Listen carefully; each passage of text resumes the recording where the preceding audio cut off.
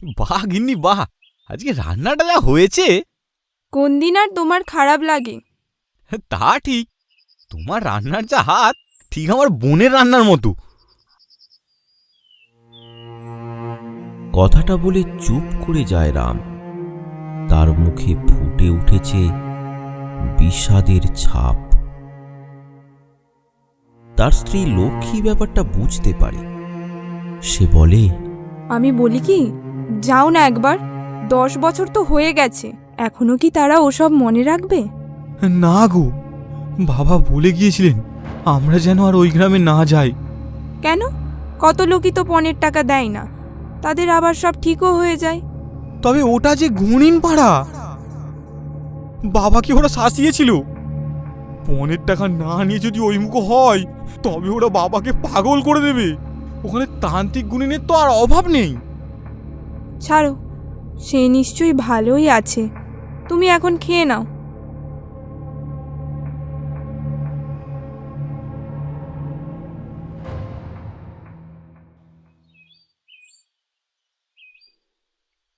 রামের বাবা মা আর বেঁচে নেই। সে আর তার স্ত্রী লক্ষ্মী সুখে সংসার করছে। তার বোন চাঁপার বিয়ে হয়েছে গুণিন পাড়ায়।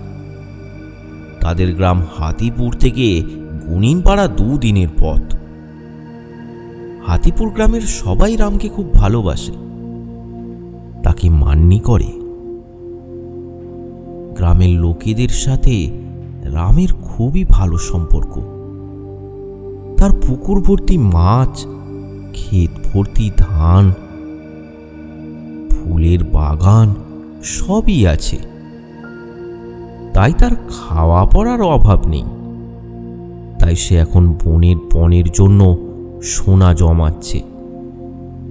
10 ভরি গহনার 5 ভরি জমিয়ে ফেলেছে, আর বাকি 5 ভরিও সে খুব তাড়াতাড়ি জমিয়ে ফেলবে।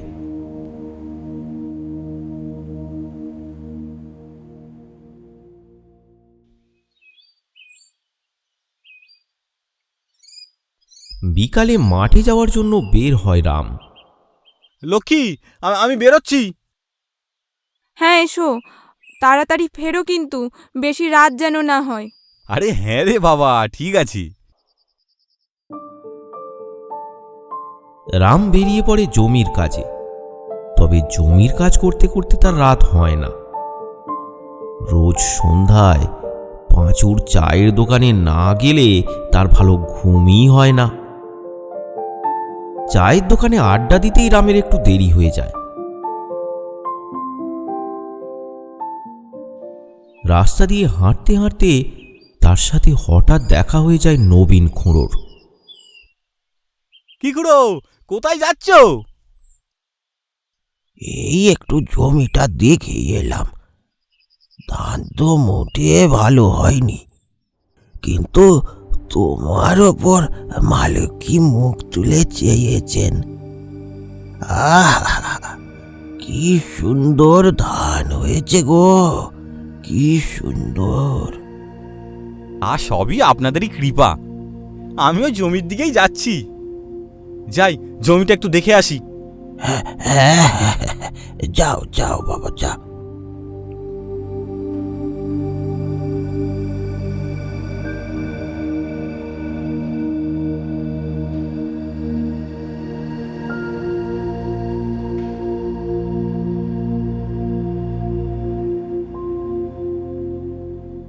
জমিতে পৌঁছে রাম জমির আগাছা পরিষ্কার করতে থাকে।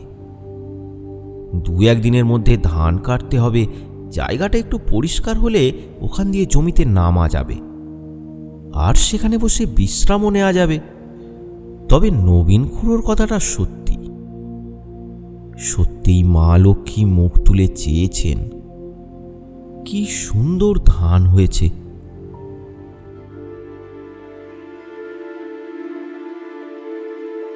জমির পাশটা পরিষ্কার করে সে পুকুরে যায়। কি সুন্দর বড় বড় মাছ জলে খেলা করছে, দেখলে মন ভরে যায়। রাম পুকুরের পাড়ে বসে মন দিয়ে তাদের খেলা দেখছে।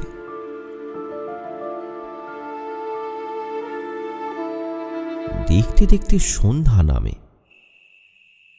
আর তার মানেই তাকে যেতে হবে পাঁচুদার চায়ের দোকানে। সেই মতো সে বেরিয়ে পড়ে।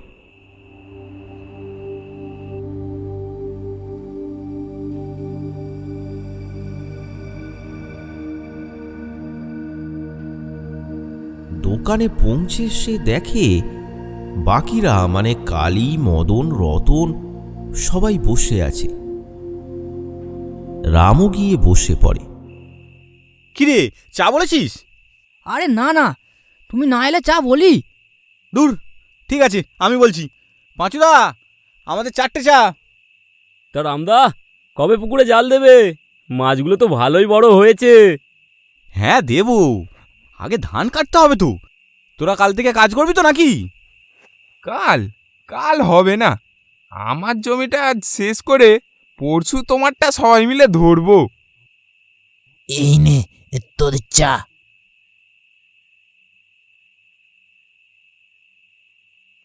সবাই চায়ে চুমুক দিতে দিতে গল্প করতে থাকে। পাঁচুদাও তাদের সাথে আড্ডায় যোগ দেয়।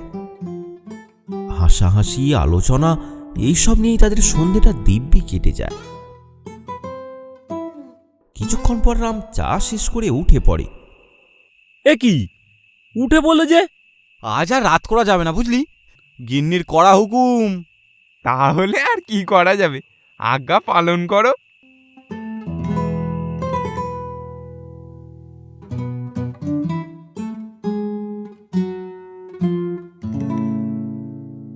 তাড়াতাড়ি বাড়ি ফেরাতে লক্ষ্মী খুব খুশি হয়। তারা খাওয়া দাওয়া করে শুয়ে পড়ে। রাত তখন 12টা হবে। হঠাৎ দরজায় ধাক্কা।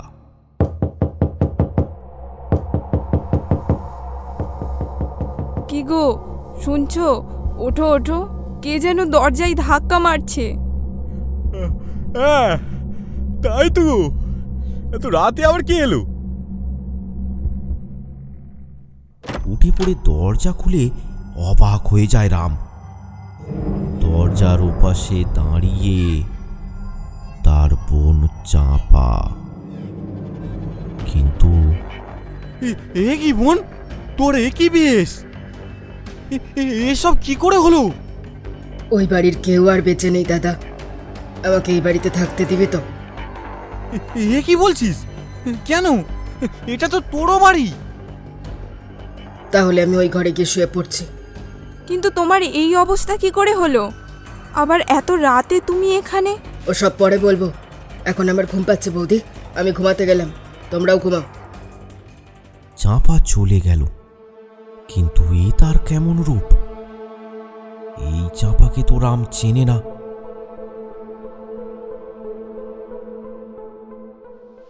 জানো লক্ষ্মী, বোন কিরকম যেন পাল্টে গেছে। আমার ওকে দেখে ঠিক ভালো লাগলো না। এত বড় ধকল সামলাতে তো একটু সময় লাগবে। তুমি ঘুমাও তো, কাল সকালে ওর সঙ্গে কথা বলবে।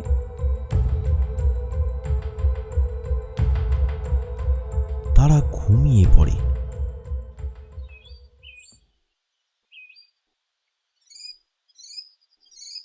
সকালে রাম ঘুম থেকে উঠে বাইরে বের হয়।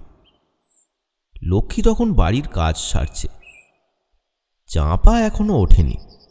কি গো লক্ষ্মী, চাঁপাকে ডেকেছো? না না, ঘুমাচ্ছে, ঘুমাক না, পরে ডাকবো। আচ্ছা তাই, ঘুমাক তাহলে। আমি একটু মাঠ থেকে ঘুরে আসি, তুমি কিছু খেতে দাও তো।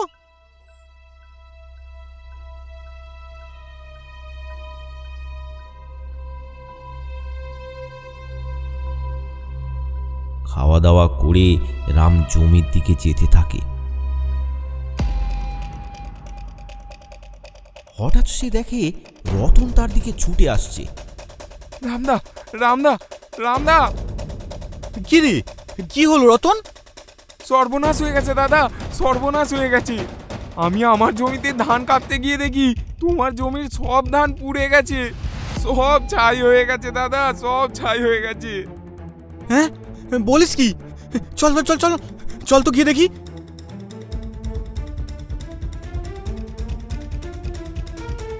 কিছুক্ষণের মধ্যেই সবাই জমিতে হাজির হয়। আশেপাশের জমিতে তো এরকম হয়নি, শুধু তার জমিটাই কেউ যেন পুড়িয়ে দিয়েছে।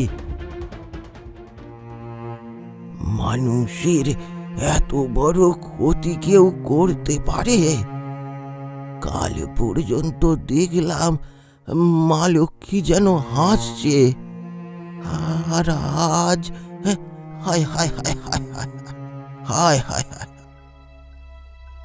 কার এত বড় সাহস যে তোমার ধান ক্ষেত জ্বালায়? কে করবে? এই গ্রামে তো রামদার সাথে কারো খারাপ নেই। তোমার কি কারোর সাথে ঝগড়া হয়েছিল রামদা? না রে, কোনোদিনও আমি কারো ক্ষতি করিনি। কে যে আমার এমন অনিষ্ট করলো, আমার সব শেষ হয়ে গেল রে, সব শেষ হয়ে গেল। এমন তো আমাদের গ্রামে আগে কখনো হয়নি। ব্যাপারটা নিয়ে তো ভাবতে হচ্ছে। এমন সময় সেখানে মদন এসে পৌঁছায়। সে জানায় আরো এক দুঃসংবাদ। এই রামদা, রামদা, তোমার পুকুরে সব মাছ ভেসে গেছে। তুমি তাড়াতাড়ি চলো, তাড়াতাড়ি চলো।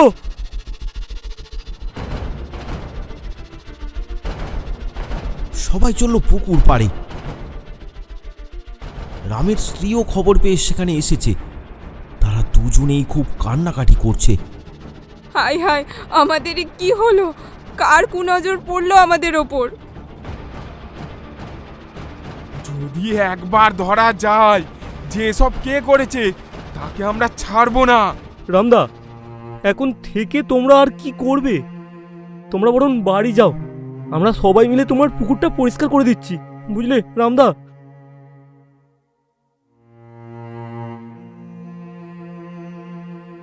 সেই মতো রাম আর লক্ষ্মী কাঁদতে কাঁদতে বাড়ি পৌঁছায়। ঘরের দাওয়ায় বসে তারা কাঁদতে থাকে। এত বড় বিপদ তাদের আগে কোনো দিনও হয়নি।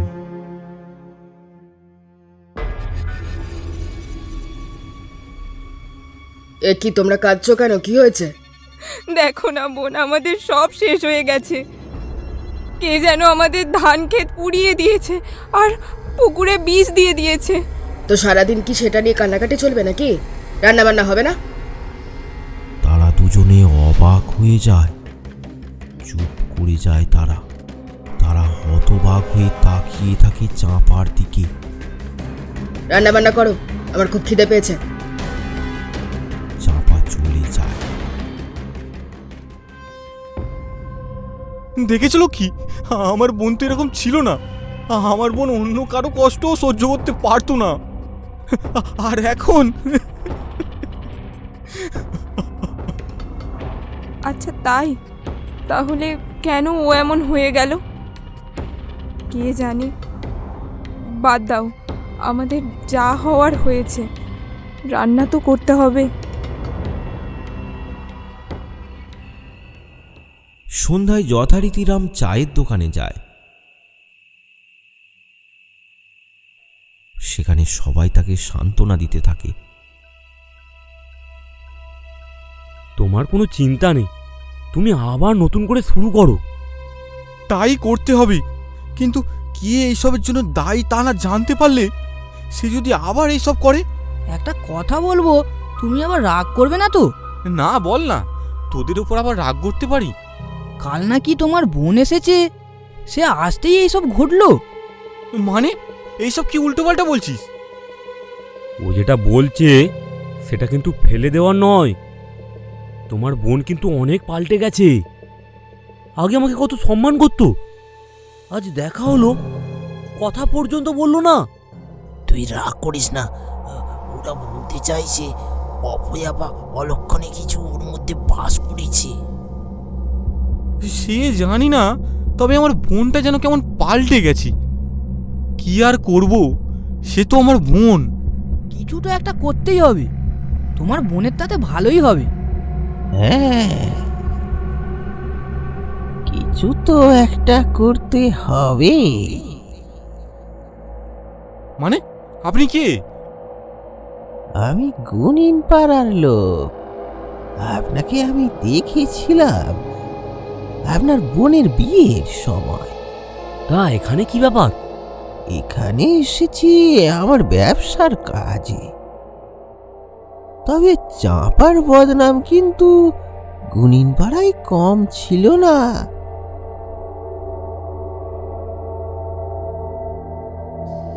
সবাই বলে ওর অলক্ষণের স্বভাবই ওর সংসার খেয়েছে।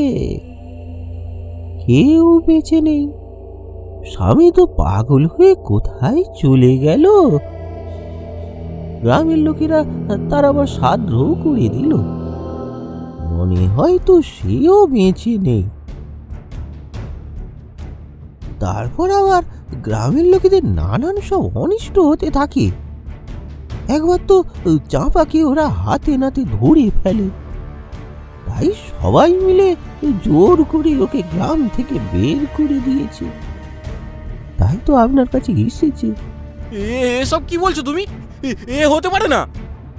আমাদের গ্রামের হারু গুনিন সুরেন্দ্রনাথ বাবুর খুব ভালো বন্ধু ছিল।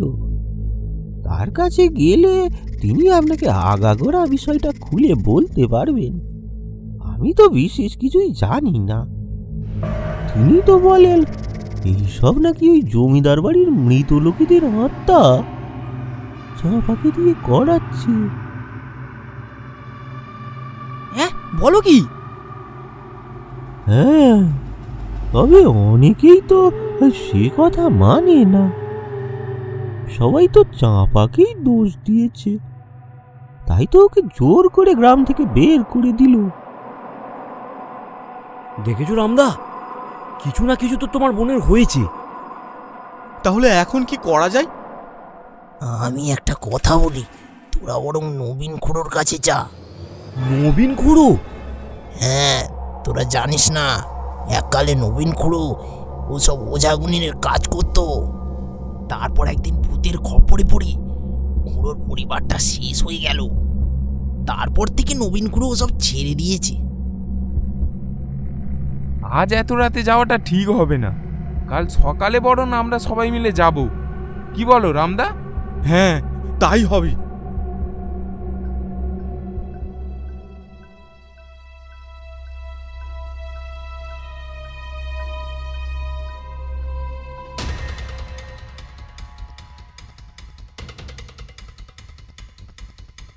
পরদিন সকালে সবাই গিয়ে হাজির হয় নবীন খুঁড়োর বাড়ি। তারা সব কথা খুলে বলে তাকে।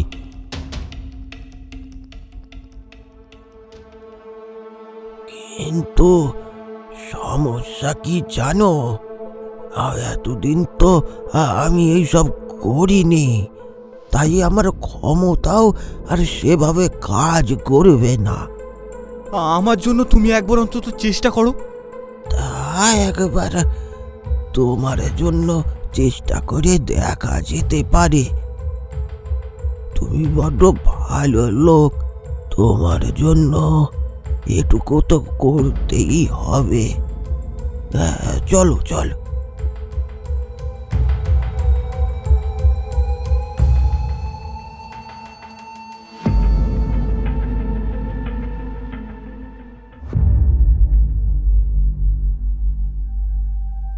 নবীন খুঁড়োকে সাথে নিয়ে তারা রামের বাড়ি পৌঁছায়। সেখানে গিয়ে নবীন খুঁড়ো দাওয়ায় বসে পড়ে। তাদেরকে দেখে চাঁপা বলে ওঠে, বাবা, এত লোক এখানে কি করছে? সব কাজকর্ম নেই নাকি? দাদাটা কি আমার ধর্মশালা খুলে রেখেছে? চাঁপা রাগে গজ গজ করতে করতে ভেতরে চলে যায়। তারপর নবীন খুঁড়ো চোখ বন্ধ করে কি যেন বিড়বিড় করতে থাকে। কিছুক্ষণ পর চোখ খুলে নবীন খুঁড়ো বলে, চলো সবাই অন্য জায়গায় গিয়ে কথা বলতে হবে।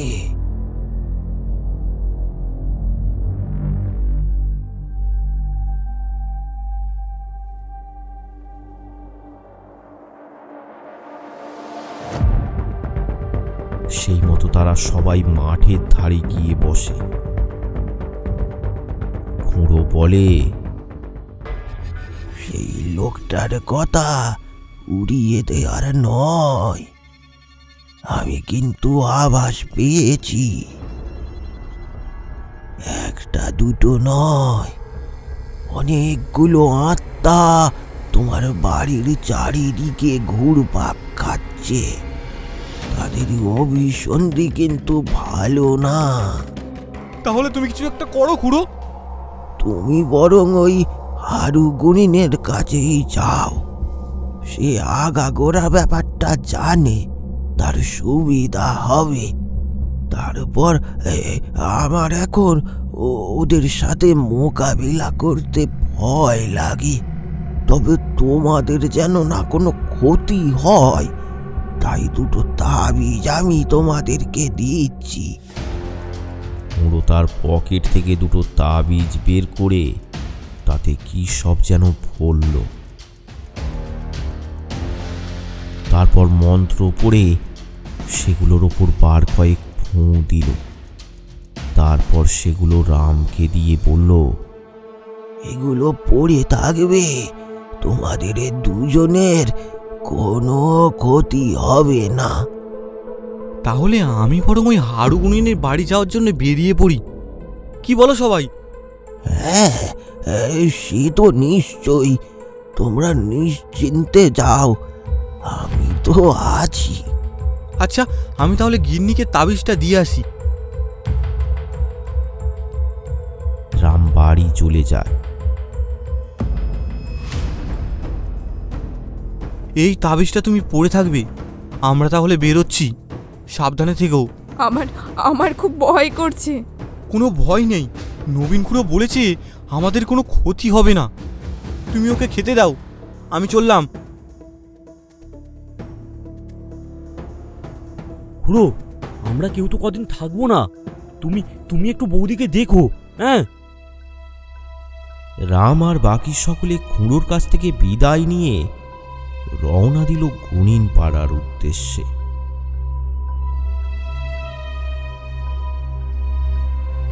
প্রায় 1.5 দিন সময় লাগবে তাদের গরুর গাড়িতে, তাই সাথে করে কিছু খাবার নিয়েছে তারা।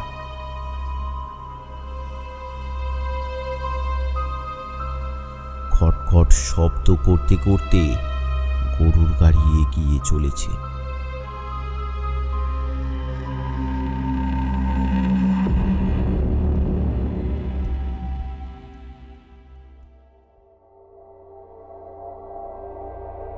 দেখতে দেখতে সন্ধ্যা নামে। লক্ষ্মী ভয়ে ভয়ে ঘর থেকে বেরিয়ে চাঁপার কাছে যায়। বোন, কিছু খাবে? কেমন যেন একটা বাজে গন্ধ পাচ্ছি, কই দেখি এদিকে এসো তো। লক্ষ্মী ভয়ে ভয়ে তার দিকে এগিয়ে যায়। হ্যাঁ, গন্ধটা তো তোমার গা থেকেই আসছে। কই দেখি দেখি, এইটা আবার কি পড়েছ? খোলো, খুলে ফেলো বলছি, খুলে ফেলো। তোমার একটা পচা গন্ধ বেরোচ্ছে। না, তোমার দাদা খুলতে বারণ করেছে। তাহলে কি আর করা যায়? তবে আমার কাছে আর একদম আসবে না। যাও যাও বলছি। লক্ষ্মী দৌড়ে পাশের ঘরে চলে আসে। ভয়ে তার যেন গোটা শরীর ঠান্ডা হয়ে যাচ্ছে।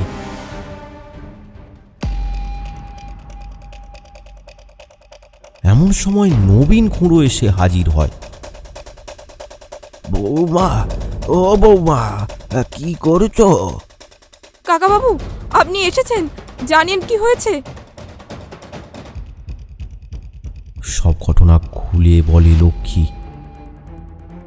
সব শুনে নবীন খুঁড়ো বলে, এটা তো হওয়ারই ছিল, ভালো তো নয়।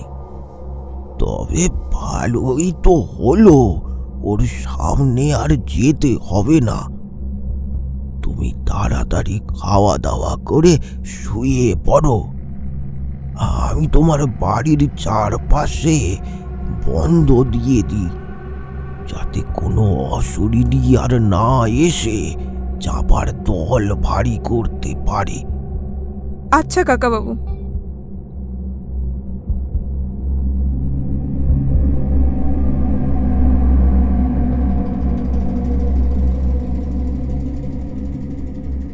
নবীন খুড়ো বাড়ির চারপাশে ঘুরে মন্ত্র পড়ে বাস্তু বন্ধ করে দেয়। তারপর চিন্তিত মনে লক্ষ্মীর কাছে এসে কি যেন ভাবতে থাকে। কি হয়েছে কাকাবাবু? আপনাকে এমন চিন্তিত দেখাচ্ছে কেন? আমি এতদিন কাউকে বলিনি ব্যাপারটা, যে কেন আমি এতদিন এই সব করিনি, কেন আমি ওজাগিরি ছেড়ে দিয়েছিলাম।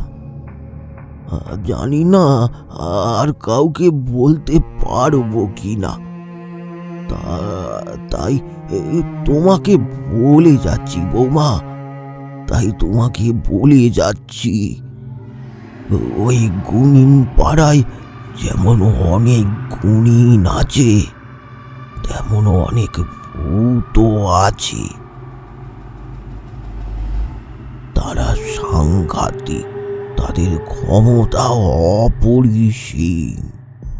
তারা তন্ত্রের মার প্যাচ সব হজম করে ফেলতে পারে, উল্টে আবার তারা তন্ত্রক্রিয়াও চালাতে পারে। এই রকম সব ভূতেদের পাল্লায় আমি পড়েছিলাম। আমার গোটা পরিবার শেষ হয়ে গেছে। ভূতগুলো আমাকে বলেছিল, শোন নবীন, আজ থেকে এসব কাজ ছেড়ে দে। যদি প্রাণে বাঁচতে চাস তাহলে আজ থেকে সব কাজ ছেড়ে দে, নয়তো। হ্যাঁ হ্যাঁ, আমি ছেড়ে দেব, আমি ছেড়ে দেব।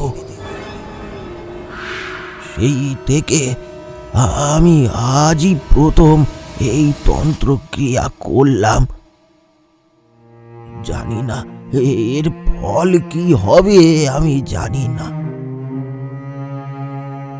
তবে তোমাদের আমি খুব ভালোবাসি বৌমা।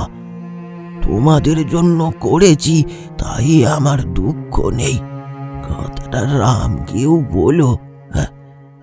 আমি আসি, আসি, আসি বৌমা, আমি আসি।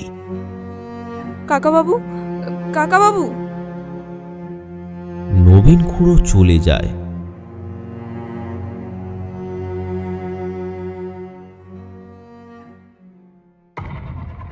লক্ষ্মী তার ঘরে দরজা দিয়ে বসে রইল। দেখতে দেখতে রাত হলো। লক্ষ্মীর চোখে ঘুম নেই। মধ্যরাতে হঠাৎ শুরু হলো এক তাণ্ডব। কারা যেন তার বাড়ির চারপাশে ঘুরে বেড়াচ্ছে আর চিৎকার চেঁচামেচি করছে। ভয়ে ভয়ে লক্ষ্মী ঘরের জানালা খুলে বাড়ির উঠানে তাকায়।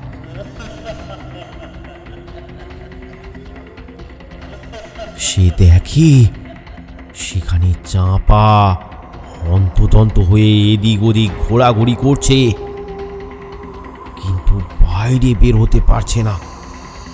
লক্ষ্মী এসব দেখে এত ভয় পেয়ে যায় যে বিছানায় বসে বসে কাঁপতে থাকে আর রাম নাম জপ করতে থাকে।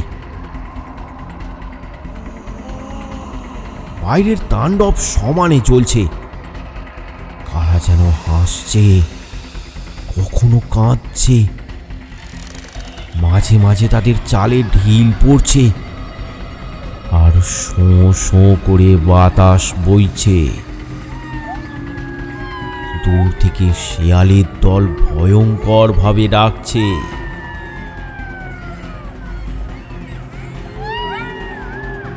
রাস্তা দিয়ে একটা কালো বিড়াল যেতে যেতে জোরে চিৎকার করে ওঠে।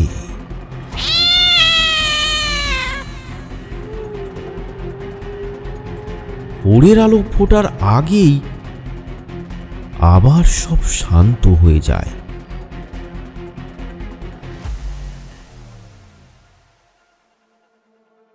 সকালে লক্ষ্মী ভয়ে ভয়ে বেরিয়ে দৌড় দেয় নবীন খুড়োর বাড়ির দিকে। কিছুক্ষণের মধ্যেই নবীন খুড়োর বাড়িতে পৌঁছায় সে। কাকাবাবু, কাকাবাবু! এত সকালে লক্ষ্মীকে দেখে নবীন খুড়ো একটু ভয় পেয়ে যায়। কি গো বৌমা, তুমি এত সকালে? কোনো বিপদ হলো নাকি? না না, কিছু হয়নি, তবে রাতের বিভীষিকাময় ঘটনার বর্ণনা দিল লক্ষ্মী। তাই নাকি? ভগবানের অসীম কৃপা যে তোমার কিছু হয়নি।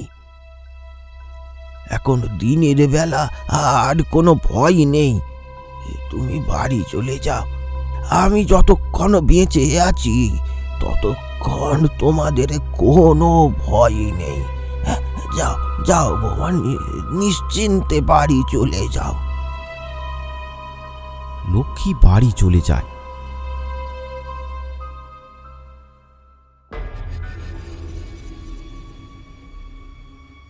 এদিকে রামেদের প্রায় সন্ধ্যা হয়ে যায় গুনিনপাড়ায় পৌঁছাতে।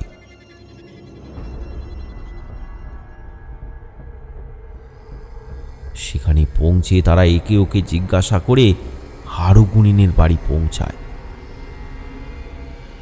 হারু গুনিন তাদের আপ্যায়ন করে ঘরে বসতে দেয়। আমরা জানতে চাই এসব কি হচ্ছে। আমার বোনটা এমন কি করে হয়ে গেল? আপনি এর কিছু একটা প্রতিকার করে দিন। তোমাদের কি মনে হয় আমি চেষ্টা করিনি? করেছি, কিন্তু সফল হতে পারিনি। আর কিভাবে যে সফল হব তাও বুঝতে পারছি না। কারণ যারা এগুলো করেছে তারা অত্যন্ত ভালো মানুষ ছিল, আমার প্রিয় বন্ধু ছিল। আজ থেকে 20 বছর আগে, তখন তোমাদের জামাই মানে পরেশ 10 বছরের হবে। তার মা মানে বৌদি বড় মা, আমি ওখানে গেলে আমাকে খুব আদর আপ্যায়ন করত। একেবারে সুখী পরিবার। সুরেন্দ্রনাথের পরিবার একটু সহজ সরল আর সৎ হলেও, কিন্তু সুরেন্দ্রনাথের ভাই নগেন্দ্রনাথ আর তার স্ত্রী কাজল ছিল একেবারে আলাদা প্রকৃতির। তারা ছিল একটু কুটিল স্বভাবের, কারো সুখ তাদের মোটেই সহ্য হতো না। বাড়িতে আর একজন চাকর ছিল, তার নাম মানিক। সেই ঘরের সব কাজকর্ম করত। একদিন আমি সুরেন্দ্রনাথের সাথে দেখা করতে গিয়েছি।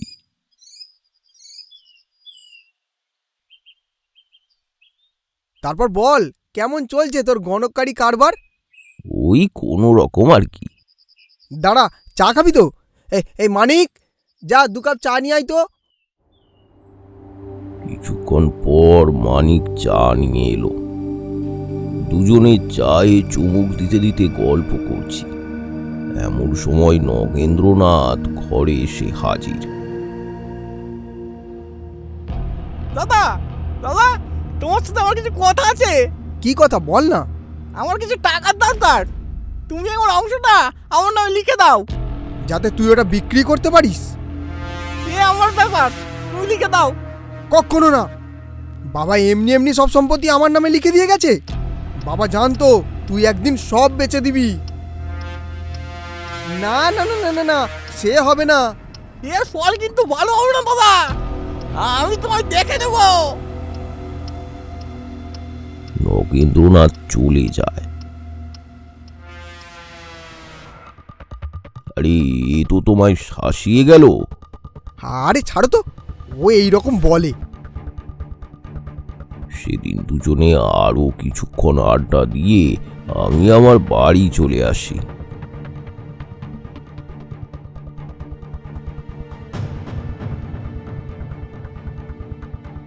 সকালে গ্রামে শোরগোল পড়ে যায়।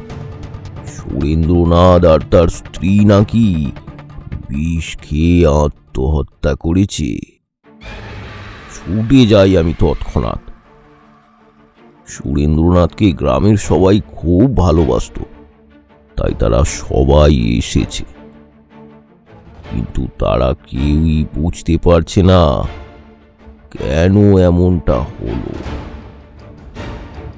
ওদের বাড়ি পৌঁছে আমি দেখলাম সুরেন্দ্রনাথের মৃতদেহটা বাইরে বের করা হয়েছে।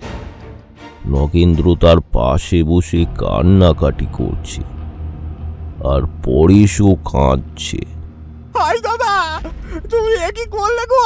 হাই দাদা, আমাদের অনাথ করে চলে গেলে দাদা।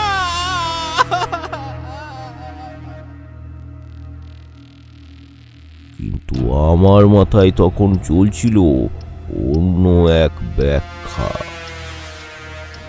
এরাই ওদের বিষ খাইয়ে মারেনি তো?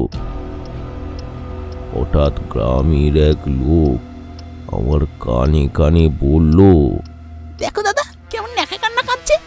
সব সম্পত্তি হাতানোর জন্য ওই মনে হচ্ছে খাবারে বিষ মিশিয়ে ওদেরকে মেরে ফেলেছে। বুঝলাম গ্রামের লোকেদেরও একই মত। তারপর আমি অনেক গণনা করেও বিষয়টাকে মেলাতে পারিনি।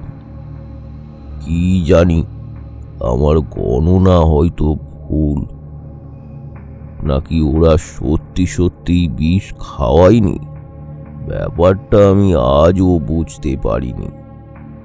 তারপর থেকে পরেশ ওদের কাছেই বড় হয়েছে, তার বিয়ে হয়েছে, তারপর তারা সুখেই ছিল। কিন্তু ওদের সুখ বেশি দিন টিকলো না। ওদের বিয়ের 2 বছর পরই হঠাৎ একদিন রাতে নগেন্দ্রনাথ আর তার স্ত্রী গলায় দড়ি দিয়ে আত্মহত্যা করে। তারপর দেখতে দেখতে কবে যে পরেশ পাগল হয়ে গেল বুঝতে পারিনি। রাস্তায় রাস্তায় ঘুরতো, এর ওর অনিষ্ট করত।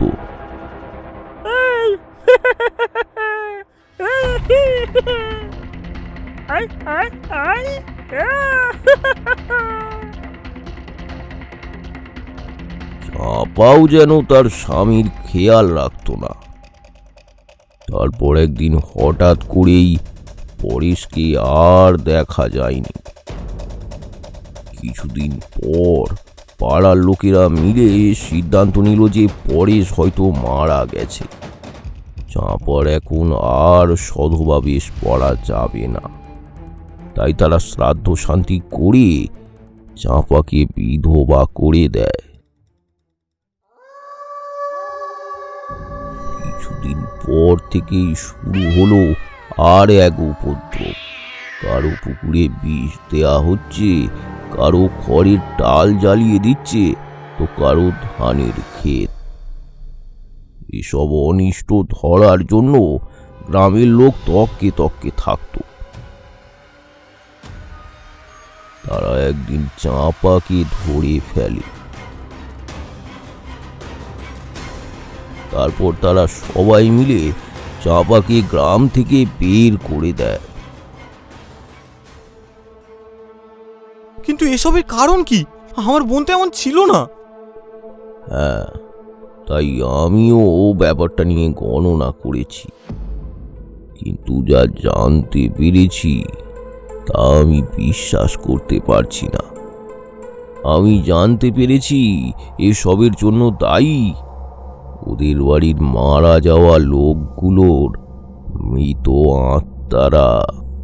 কিন্তু এতে আশ্চর্য হওয়ার কি আছে? সুরেন্দ্রনাথ তার পরিবারকে খুব ভালোবাসত। সে যে এমন করতে পারে তা আমি বিশ্বাস করি না। হয়তো আমার গণনায় কিছু ত্রুটি ছিল, তাই আমি এর কোনো প্রতিকার করার চেষ্টা করিনি। না না, কেউ না কেউ তো এর জন্য দায়ী। এর প্রতিকার না করলে যে আমার বোনটা বাঁচবে না। আপনি বলুন এখন কি করা যায়? কোনো উপায় দেন আপনি। আমি চেষ্টা করলেও এর সাথে মোকাবিলা করতে পারবো না। আমার ক্ষমতা অত্যন্ত সীমিত। তবে উপায় একটা আছে। আমার গুরুর কাছে গিয়ে বিষয়টা বললে এর একটা সুরাহা মিলতে পারে। তবে তাই চলুন, কত দূর যেতে হবে? এত রাতে আর যাওয়া সম্ভব নয়। তোমরা বরং আজ আমার বাড়িতেই থেকে যাও, কাল সকালে যা হওয়ার হবে। রাতটা তারা সবাই সেখানেই কাটায়।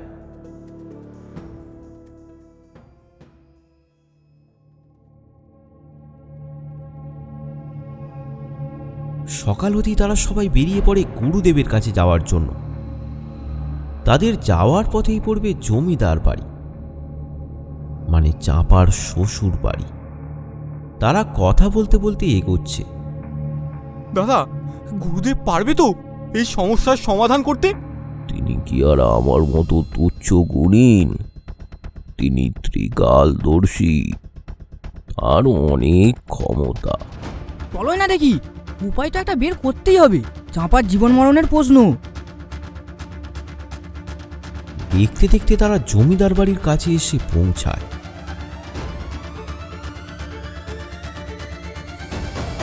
সেখানে জমিদার বাড়ির গেটের সামনে দাঁড়িয়ে আছে একজন সাধু। তার মাথায় জটা, গায়ে রুদ্রাক্ষের মালা। হারুগুনিন তাকে দেখে তার দিকে এগিয়ে গিয়ে তাকে একটা প্রণাম করে। বাবা, আপনি এখানে? আমরা তো আপনার কাছেই আসছিলাম। কেন? আমার বোনকে বাঁচান বাবা, ওকে ওকে কারা যেন আকর্ষণ করে রেখেছে। এই জমিদার বাড়িতেই বিয়ে হয়েছিল তার। আচ্ছা, তা তোমার বোনের নাম কি চাঁপা? হ্যাঁ বাবা, তা আপনি ওকে চেনেন? না, চিনি না। ও কোথায় আছে এখন? আমার বাড়িতে কেমন একটা ব্যবহার করছে, যেন ওর মনে কোনো দয়া মায়া নেই। কেমন ভয়ঙ্কর হয়ে গেছে ও। তা হারু, তুমি আমাকে এ বাড়ির ঘটনাটা একটু খুলে বলো তো। হারুগুনিন সব আগাগোড়া বলতে থাকে। সব শুনে সাধু বাবা বলেন, তা সবাই তো মারা যায়নি হারু। পরেশ এখনো বেঁচে আছে, ও চলে এলো বলে। এই তো পরেশ এসে গেছে। পরেশ, তোমার শরীর তো দেখছি একদম ঠিক হয়ে গেছে। হ্যাঁ কাকা, সাধু বাবা আমায় ভালো করে তুলেছেন। দাদা, আপনি ভালো আছেন? থাক থাক বাবা, তুমি ভালো হয়েছো, আমি খুব খুশি হয়েছি। আমি আপনার কাছে ক্ষমা চাইছি। তখন আমি সজ্ঞানে ছিলাম না। আমাকে কে যেন কি সব খাইয়ে আমাকে বিবেকহীন করে দিয়েছিল। তারপর আস্তে আস্তে আমি পাগল হয়ে যাই। না হলে সেই দিন আমি কাকা কাকিমার ওরকম পণের দাবিতে নিশ্চয়ই প্রতিবাদ করতাম। ও সব বাদ দাও, যা হওয়ার তা হয়েছে। এখানে যে আরো বড় বিপদ, তা থেকে কিভাবে মুক্তি পাওয়া যায় তাই দেখো। আচ্ছা হারু, এ বাড়িতে তো সবাই মারা গেছে, তাহলে এখন এ বাড়িতে কে থাকে? আগে এই বাড়ির চাকর মানিক, সেই বাড়ির দেখাশোনা করে। সেই বাড়ি ছেড়ে যায়নি, সেই আছে। আচ্ছা চলো এখান থেকে, আমরা চাঁপার কাছে যাব।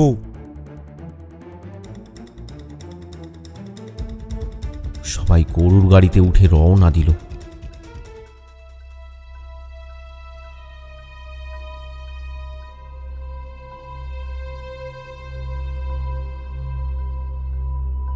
আচ্ছা বাবা, পরেশ আপনার কাছে ব্যাপারটা তো ঠিক বুঝলাম না।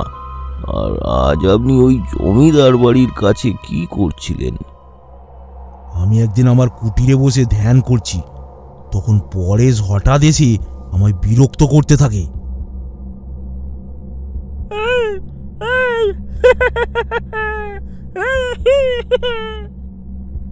কিন্তু আমি যখন চোখ খুলে দেখি, আমি বুঝতে পারি এ তো পাগল হওয়ার কথা নয়। ওর ওপর কোনো অশরীরীর প্রকোপ আছে, আর ওকে শিকড় বাকড় খাইয়ে পাগল বানানো হয়েছে। আর তারপর থেকে আমি ওর সেবা করে ওকে ভালো করে তুলি।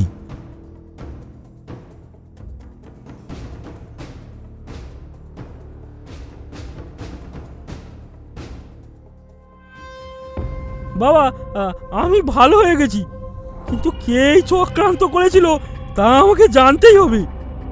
আমি এক্ষুনি বাড়ি যেতে চাই। না বাবা, এখন নয়। যে তোমার ক্ষতি করেছে সে তোমার আবারও ক্ষতি করতে পারে। তাহলে উপায়? আমি তোমায় তন্ত্রক্রিয়া শেখাবো। তুমি তন্ত্রক্রিয়া জানলে তার প্রয়োগ করা তন্ত্রকে তুমি ঠিক কাটাতে পারবে। ব্যাস, সেই থেকেই আমার শিক্ষা শুরু। এখন আমার শিক্ষা যথেষ্ট হয়েছে। কাল হঠাৎ রাতে বাবা ধ্যান করতে করতে আমায় ডাক দেয়। পরেশ, পরেশ, এসো। কি হয়েছে বাবা? আমার পরম শিষ্য নবীনের আর্তনাদ শুনতে পাচ্ছি আমি। গুরুদেব, গুরুদেব, গুরুদেব। ওরা আমার শিষ্যকে মেরে ফেললো। সে আমার উপর দায়িত্ব দিয়েছে এর সমাধান করার। চলো, সময় এসেছে এবার তোমার আসল দোষীকে খুঁজে বার করার, এই সব তাণ্ডব লীলা বন্ধ করার। নবীন মানে আমাদের গ্রামে নবীন খুড়ো নাকি? হ্যাঁ, ঠিকই ধরেছো। মানে কি করে? ওকে ভূতেরা বলেছিল ও যেন তন্ত্রক্রিয়া ছেড়ে দেয়, কিন্তু ও সেটা প্রয়োগ করে। কাল রাতে ওরা ওর উপর হামলা করে। এই বেটা গুণিন, তোর সাহস তো মন্দ নয়। তুই ওদের তাবিজ দিস? তোকে না ওরা বারণ করেছিল?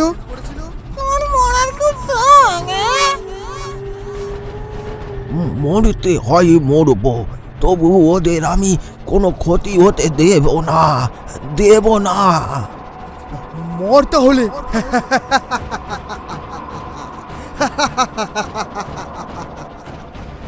গুরুদেব, গুরুদেব, গুরুদেব। আমার জন্য নবীন খুড়ো তার প্রাণ দিয়ে দিল। বাবা, ওই অশরীর ক্ষমা নেই, ক্ষমা নেই। আমি ওকে ছাড়বো না বাবা। তোর কোনো চিন্তা নেই, ওদের শেষ আমি দেখেই ছাড়বো। চলো সবাই।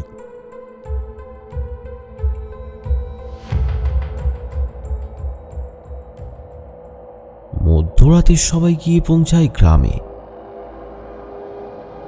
তখন গ্রামের এক লোক মরা পুড়িয়ে ফিরছিল। রামদা, নবীর খুড়ো আর নেই গো, এই তাকে পুড়িয়ে এলাম। তোমরা কেউ নেই বলেই তো এত দেরি হলো। আচ্ছা যা, এখন রাত হয়েছে, বাড়ি যা, পরে কথা বলবো। কি ভাগ্য আমাদের, খুড়োকে শেষ দেখা পর্যন্ত দেখতে পারলাম না। এখন ভেঙে পড়ার সময় নয়, চলো সবাই।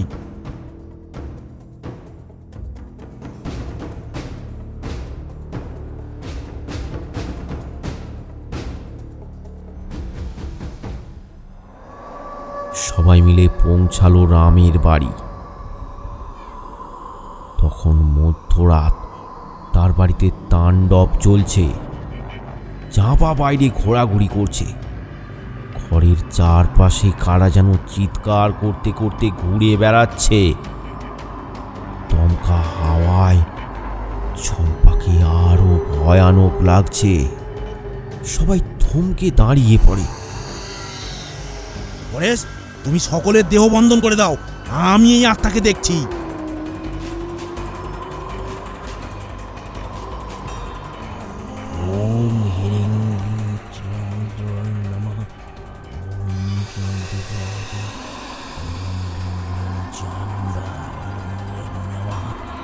চম্পা ছটপট করে ওঠে। কে তুই? বল কি চাস, বল, নয়তো মরে যাবি। চলে যা, চলে যা বলছি।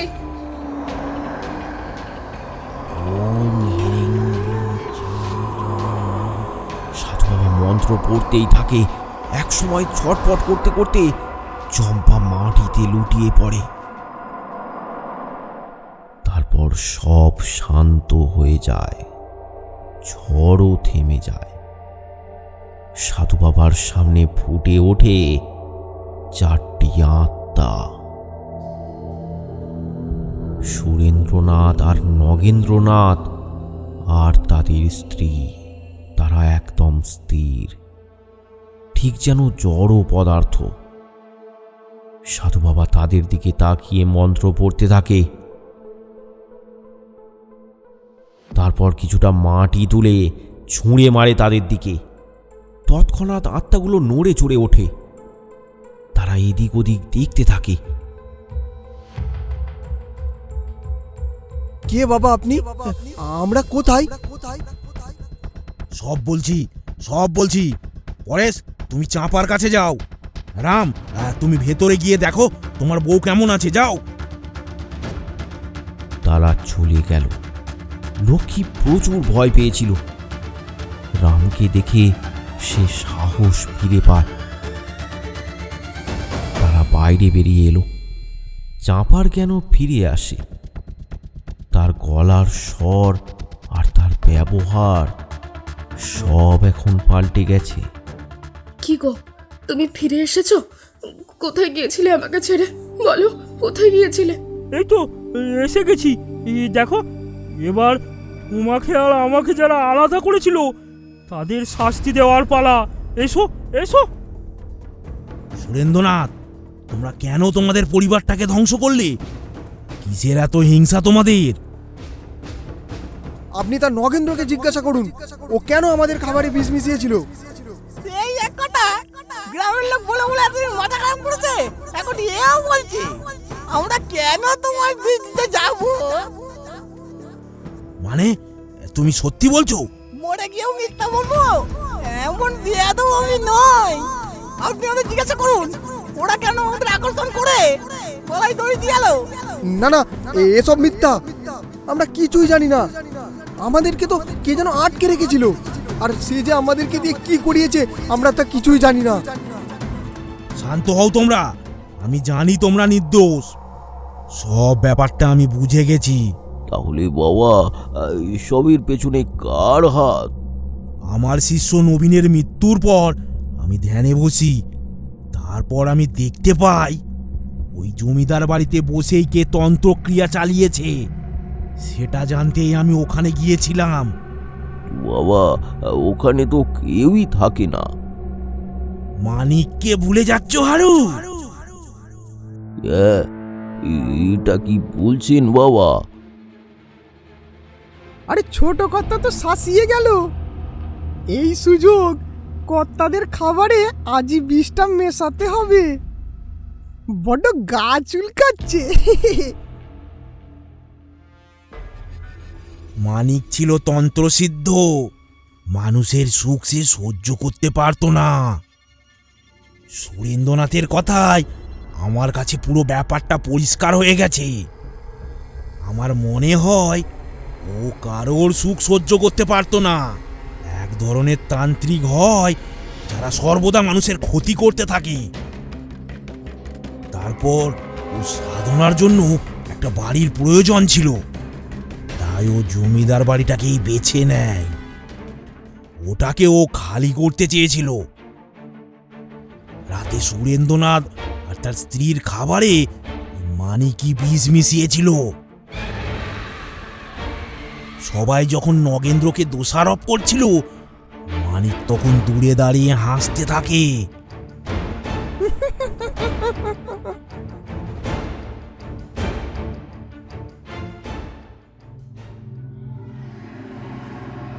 পরদিন রাতে ও তাদের আত্মা দুটোকে বন্দি করে রাখে। থাক, তোরা এখন ঘুমিয়ে থাক। সময় হলে বেরোবি কারো অনিষ্ট করতে। তার কিছুদিন পর মানিকের জ্বালা শুরু হয়।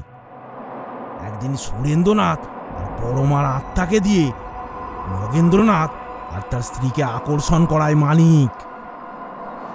এ ভাই আয়, এই দেখ দড়ি, গলায় গলায় পড়ে নে। আয় আয়, আমার কাছে আয়।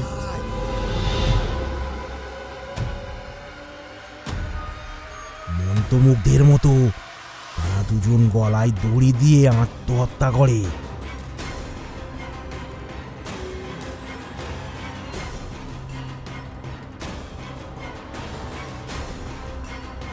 এর আগে থেকেই মানিক পরেশকে পাগল করে দেওয়ার জন্য নানান শিকড় বাকড় খাওয়াতো, কিন্তু বিয়ের পর আরো বেশি করে খাওয়াতে লাগলো। তার কিছুদিনের মধ্যে মানিক আবার তার মন্ত্র বলে সুরেন্দ্র আত্মাকে দিয়ে পরেশকে পুরোপুরি পাগল করে দেয়, আর চাঁপাকে বানিয়ে দেয় ডাইনি। কিন্তু ও এসব কেন করবে? আমরা তো ওকে অনেক ভালোবাসতাম। তোমার মনে পড়ে সুরেন্দ্র, একটা মেয়েকে বশ করে তার সাথে অপকর্ম করার অপরাধে তুমি একটা ছেলেকে গ্রাম ছাড়া করেছিলে, মনে পড়ে? কর্তা আমাকে ছেড়ে দেন, আমাকে ছেড়ে দেন। আমি তো শুধু আমার মন্ত্রের পরীক্ষা করছিলাম। মন্ত্র বলে একটা মেয়েকে বশ করে তার সঙ্গে অপকর্ম করে আবার বাহানা। যা, একে গ্রামের বাইরে বের করে দিয়াই। এই সুরেন্দ্রনাথ, তোর মৃত্যু ঘনিয়ে এসেছে। তুই জানিস না তুই কার লেজে পা দিয়েছিস? ছবল তোকে খেতেই হবে। হ্যাঁ, ঘোতন, মানে ওই মানিক। হ্যাঁ, ঠিক তাই। ছোটবেলা থেকেই ওর অপকর্মে মন। ও শিখেছেও সেই বিদ্যা, অপমন্ত্র, যা দিয়ে মানুষের শুধু ক্ষতি করা যায়। বাবা, আমি ওই মালিককে ছাড়বো না। আমি বান মেরে ওর প্রাণ নিয়ে নেবো। তাই কর পরেশ। ওই রকম পাপীর বেঁচে থাকার কোনো অধিকার নেই। আজ আমি তোকে বাধা দেব না।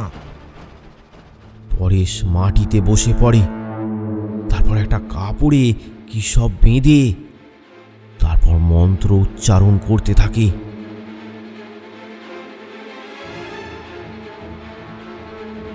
কিছুক্ষণ পর কাপড়টায় আগুন লাগিয়ে দেয় সে।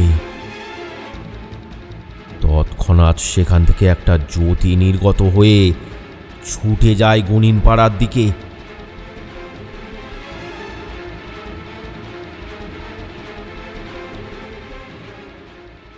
কিন্তু ওই বান যদি কোনো গুনিন বা মানিক নিজেই মন্ত্র পড়ে নামিয়ে নেয়? হারু, এ যে সে বান নয়, একে কেউ দেখতে পাবে না। আর মানিক এখন নিরুপায়। আমি ওই জমিদার বাড়িতে যখন গিয়েছিলাম, মন্ত্র বলে ওকে ওখানে বন্দি করে রেখে এসেছি।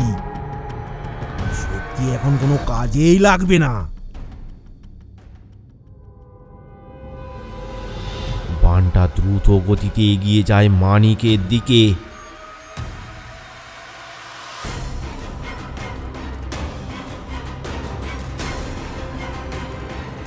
তারপর তীব্র গতিতে গিয়ে লাগে মানিকের বুকে। যন্ত্রণায় ছটফট করতে করতে মানিক মারা যায়। বাবা, আমাদের কি হবে? আমরা কি ওই পাষণ্ডের জন্য মুক্তি পাবো না? তোমাদের কোনো চিন্তা নেই। তোমার ছেলে বউ এখন পুরোপুরি সুস্থ। ওরা গয়ায় গিয়ে তোমাদের নামে পিণ্ডদান করবে, তোমরা মুক্তি পাবে।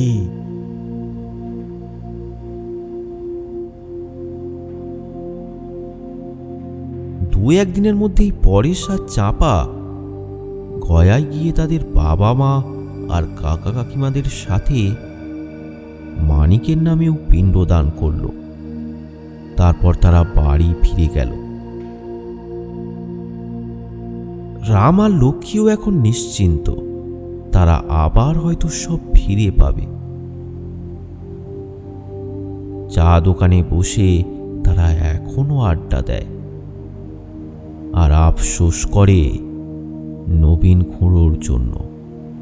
তার বলিদান না হলে হয়তো রাম আর তার স্ত্রী এখন বেঁচেই থাকতো না।